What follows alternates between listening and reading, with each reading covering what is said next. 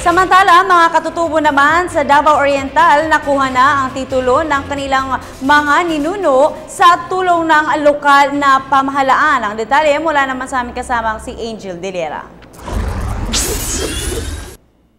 Ang National Commission on Indigenous People, DENR, at ang iba pang sangay ng gobyerno, pinamunuan ni Gobernadora Malanyaon ay nag-abot ng Certificate of Ancestral Domain Titles o CADT sa mga lumad sa Caraga, Davao Oriental upang ipagkaloob ang legal na pagmamay-ari sa mga ancestral na mga lupain. Sumatotal ito ang kauna-unahang ancestral domain na nakarehistro sa Registry of Deeds at ang CADT ay ang pinakauna sa rehiyon na ipinagkaloob sa IPs ng Sangab, Caraga, Davao Oriental.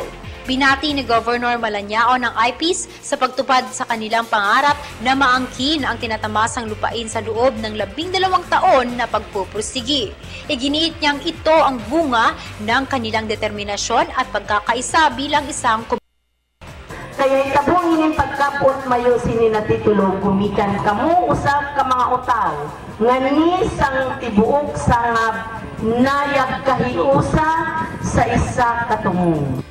Ang CADT na dati-rati kilala bilang CADC na nakapagpaloob ng 5,000 hektarya ng lupain sa mga tribo ay kinomberta at inaprubahan pa ito noong nakaraang December 13, 2014 sa ilalim ng Indigenous People Rights Act o IPRA law na siyang nagbigay daan para sa paglawak ng ipinagkaloob na lupain ng lumad na umaabot sa higit pa sa 14,500 na hektarya. Pinasalamatan naman ni Attorney Leonor Quintayo ng chairperson ng NCIP ang DNR na siyang kauna-unahang naghandog ng parte na lupain sa mga lumad.